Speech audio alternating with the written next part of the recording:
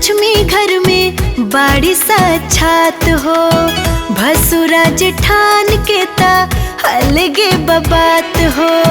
सास ननद लक्ष्मी घर में बाड़ी साक्षात हो।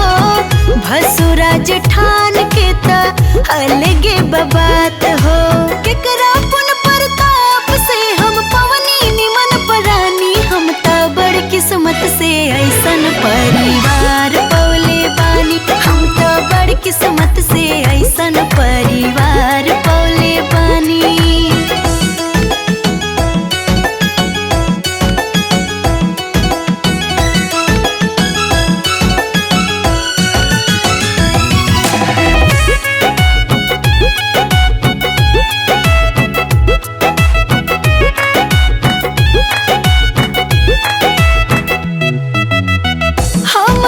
छुए ना देले घर में को काम हो।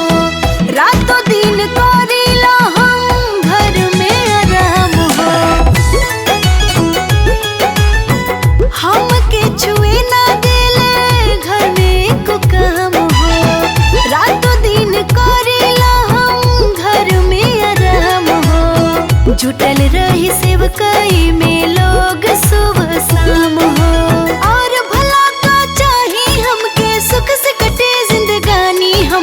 बड़ किस्मत से ऐसन परिवार पौले बानी। हम ता बड़ किस्मत से ऐसन परिवार पौले बानी।